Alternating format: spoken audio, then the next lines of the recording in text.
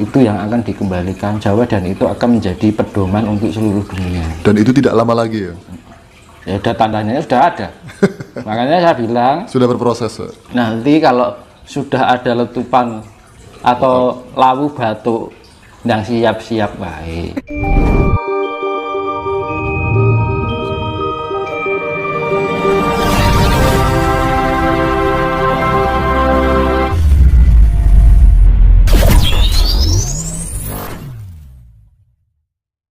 Berarti nanti ada sosok manusia baru yang karakteristiknya memitos mengarah pada atau reinkarnasi suatu kepada kembalinya, gitu ya? ajaran-ajaran Budi Luhur. Benar. Karena selama ini kan yang digambarkan sosok Sabdo Palo itu memang ada gambar visualnya. Jadi orang-orang itu banyak yang berangan-angan, apa ini yang keluar.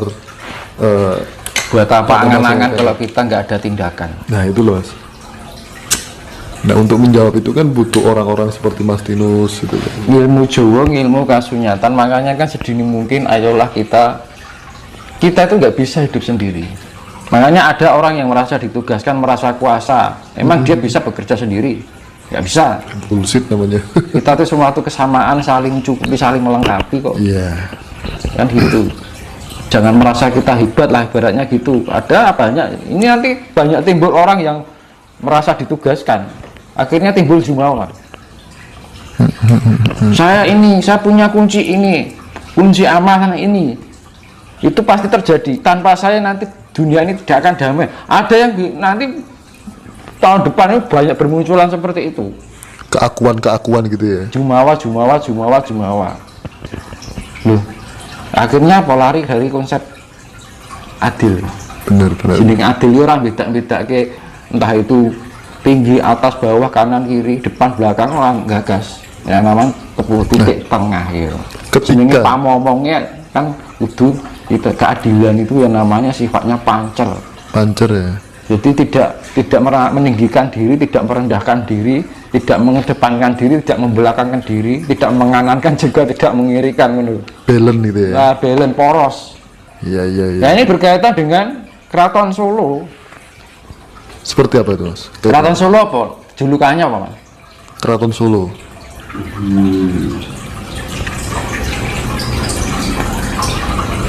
Apa? Paku Buwono. Paku yo Mas, poros sih Mas. Buwono ki bumi. Paku Buwono. Nah, makanya rata-rata Jogja Hamengku Buwono. Mangku ya. Hamengku itu memangku. Buwono bumi. Nah, ada ikatan dengan bumi. Apa? Jogja dengan Solo ya. Satu paket. Lawu, barat Merapi itu pas tengah-tengah, makan dijelengke Paku Buwono. Oh, berarti dari awal juga nggak asal-asal ya kok keraton ada di sana. Lo orang Jawa lebih pinter, di sini orang enek meteran, orang enek kilonan ya toh. Nek kalau iso pas, coba lihat kalau percaya di Google Map Keraton Solo, nanti di zoom in, zoom out, diperkecil, itu nanti tengah-tengah antara laut dan Merapi. Luar biasa sekali berarti ya Mas. Pas itu. Padahal belum ada teknologi waktu itu. Belum ada kompas dan lain sebagainya. Mang cek di Google Map, nara percaya. Itu bisa jadi indikator ya bahwa leluhur kita dulu itu jenenge Paku Buwono. Gawe jeneng ki ora sembarangan Mas. Nganggo tirakat, nganggo pengetahuan. Itu salah satu bukti ya kalau nenek moyang kita. Kenapa? Makanya kan pemimpin yang selalu di negara ini mesti asal-asalnya kok Solo. Iya. Dengan saya penjelasan ini kan pastinya kan yo jangan di belakangnya paling tidak ya ngonceki dhewe lah, nek dhewe kan instan kan ya ora gelem ngonceki piye kan. Belajar kita mengupas lah sesuatu yang sifatnya siloka. Nek misalkan aku kayak penemuan ini ya ora kabeh tak bukake. Ya jadi paling enggak itu wis dikei gambarane ngono lho. Ada indikator. Ada referensi gitu loh. Tinggal yo golek ide dhewe kan ngono lho. Ben belajar mengolah lah. Nek kabeh kita ketergantungan sama orang lain, terus enakmu gantung terus kapan sinau nih kan gitu loh. Jadi kita belajar memahami sesuatu yang Misalkan ada orang menyampaikan ini, lah itu apa toh? Iya. Cari sendiri. Kan wis genah toh, wis cetha toh. Dan bukti nyata sudah ada. Itu berkaitan dengan, dan itu kan perpecahan dari Solo dan Jogja. Nah, ini yang menjadi konsep-konsep yang akan ditentukan di peradaban baru besok adalah ya secara ajarannya itu adalah Homo Budi, yaitu dengan konsep Tri Sulawida, Tri Kawula Busana. Yang tadi ya, Tidak sembarangan menggunakan ajaran, tapi benar-benar menggunakan ajaran sing bener no. Tidak hanya bener nih, bener. berarti dari 5 menjadi 3. 3. Berarti direduksi menjadi 3. Hamemayu hayuning bawana, hamemayu hayuning sasomo, hamemayu hayuning diri. Sasomo itu ya manusia, ya apa? Ya tidak hanya pada manusia, ya hewan, ya tumbuhan, semua makhluk, ras makhluk itu kita hargai. Karena saya apa semena-mena atau mas saya ya iya itu ya udah apa wae saya jadi panganan lah mas. Yang penting bati kan ngono. Zaman saya kan ngono. Nggak peduli ini hutan. Ya saya dengan segala resiko whatever ya. Banjir itu juga diakibatkan pemotongan hutan besar-besaran karena apa? Membikin tol. Benar. Itu merupakan dampak yang mengakibatkan banjir. Hanya untuk satu kepentingan. Infrastruktur. Jadi yang enak ke. Tapi ya itu tadi resiko nih. Seharusnya ketika kita memotong itu bukan dipotong tapi dipindah, beda lagi. Nah itu yang benar sebenarnya. Ini mindahnya piye kangelan tuh ya. Akhirnya merusak alam loh. Jadi saya gawe tol. Berapa pohonnya dipotong? Ribuan mas. Kayunya dijual buat siapa?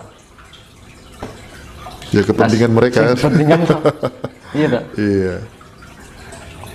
Miris sekali ya. Kayu ini kan berapa ribu juta pohon itu di batini piro? Iya tak? Pantas ya.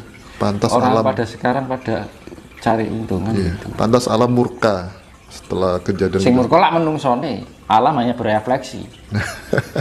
Merefleksikan apa yang menjadi kemurkaan manusia itu sendiri. Hukum sebab akibat tadi. Semut itu kalau nggak cuma jalan nggak mungkin ditemblek. Kalau gigit makanya baru. ya jenengan cokot nyamuk we lah. Nyamuk kalau nempel tok ya kita nggak masalah. Tapi kalau begitu nyakot kita refleks dan arahnya pasti kita nggak usah mata melihat itu pasti mengarah pada tempat yang digigit itu. Itu contoh kecil aja. Contoh kecil. Anggap aja nyamuk itu diri kita itu alam. Benar. Itu refleksi mas, refleks. Tapi banyak orang yang nggak sadar dengan gambaran-gambaran kecil seperti itu. Ya, itu gambarannya nyamuk kan lah nyelap getih yang merugikan. Geng. Makanya hewan apapun makhluk yang memakan darah itu siluman. Gitu mas. Tergolong siluman. Apapun itu yang mengonsumsi darah berarti siluman mas. Semacam siluman lah. Semacam siluman. Lintah, nyamuk, Bathara Karang. Bathara Karang itu kan ilmu serap jiwa. Serap jiwa. Dia menyempurnakan ingin hidup abadi dengan serap jiwa, akhirnya mengkert. Arti dari Bathara Karang itu apa mas? Karena saya juga pernah mendengar. Bathara itu kan dewa, itu. Dewa itu kan diambil simbol keabadian. Karang itu ya batu, mengeras. Karena gini. Dari hal yang lunak menjadi keras. Selama saya waktu tinggal di Bali ya, mohon maaf, itu ada namanya penjaga halaman namanya Bathara Karang. Apakah itu sama Bathara Karang yang di Bali sama yang di Jawa? Ya di situ mungkin dulunya ada itu orang bertapa. Itu Bathara Karang itu ilmu ingin abadi tapi dengan cara serap jiwa. Serap jiwa ya getih gitu mas. Menarik ionisasi dari jiwa yang dimiliki orang. kayak vampir. Kayak vampir nang luar negeri vampir lah ngono lho. Iya lho. Makanya kan ning luar negeri vampir ora mati-mati. Berarti urip ning ya urip medeni bocah nek lagune kan nguri to. berarti sosok Bathara Karang itu nyata adanya ya Mas ya. Ya kan Yang ada. Nusantara. Kalau ning kene Bathara Karang, ning Cina apa ning ndi vampir kan. Vampir. Kalau di Eropa zombie mungkin ya. Oke. Menarik sekali ini. Itu peradaban baru itu ajarannya yang pertama, terus pedomannya, terus nama negaranya. Itu jadi ben atau besok itu nanti orang pada berbondong-bondong, orang luar negeri itu berbondong-bondong meminta pengayoman orang Jawa dan akhirnya ikut ajaran Jawa. Ini sekarang sudah banyak sih orang-orang Eropa kan yang baru mulai sedikit, belajar kan. bahasa Jawa, mulai belajar Dia tertarik budaya dengan Jawa. budaya kearifan Jawa yang ngono. Terus budaya tradisionalis atau agraris itu sekarang sudah menipis dan nanti akan dimunculkan kembali. Karena agraris itu kehidupan yang menggantungkan alam. Benar. Akhirnya dengan kita menggantungkan alam, mau nggak mau kita harus mencintai alam. Agraris akan tumbuh kembali. Saya kira di bangunan, perumahan, pabrik, TKB, sawah-sawah. Iya Mas, miris juga ya. Sekarang yang paling miris Itu untuk apa? Untuk mencari keuntungan. Karena apa di zaman sekarang itu adalah kompetisme, berkompetisi, saling mencari, berlomba-lomba lah, berlomba-lomba mencari suatu keuntungan. kebesaran, keuntungan. Akhirnya mencari prestasi. Sebenarnya itu kan bukan budaya nasionalis atau tradisionalis Jawa. Benar. Budaya dari sana. Oke, bal-balan bal siji gue rebutan diarewangi padu kan teman-teman nganti itu merebutkan sesuatu yang tidak semestinya kan. Pikirannya sempit kan kira-kira. Nah ini menarik ini, gara-gara Mas Tinus ngomong bola. Ini kan lagi musim ya, kompetisi Indonesia ya berjalan ya. Ya anggap aja hiburan ngono wae. Engko ndak dienggo terlalu anu kok. Ora apa-apa sih kadang saya nggo totoan kan. Pasti itu Mas. Daripada lah apa-apa. Enak loh, zaman SD SB itu ada kitab namanya. Kitab Impen. Gambar ketek ini nomornya apa, gambar macan nomornya apa. Itu malah kitab yang bisa merukunkan. Walaupun berbeda keyakinan tapi tetap rukunnya loh. Iya. Ya, Satu bangsa. walaupun disakiti ya masih hidup berdampingannya loh. Itu kitab pesugihan. Kitab Impen. Iya. Malah bukan kitab suci tapi memberikan suatu kerukunan ya loh. Wong Jawa iki terjane budaya wong Cina. Betul. Ya budaya entah itu Cina Jawa itu sebenarnya dulu mendamaikan kok. Karena termasuk konsep-konsep sekarang yang dibikin itu akhirnya menipisnya ekologi. Jadi itu yang satu tadi perubahan di peradaban baru adalah nama negara Nusantara, pedoman Trisula Weda ajarannya. Pereduksian dari sila kelima tadi ya. Budi pekerti kan gitu. Itu yang akan dikembalikan Jawa dan itu akan menjadi pedoman untuk seluruh dunia. Dan itu tidak lama lagi ya. Ya udah tandanya sudah ada. Makanya saya bilang Sudah berproses. nanti kalau sudah ada letupan atau lawu batuk yang siap-siap baik.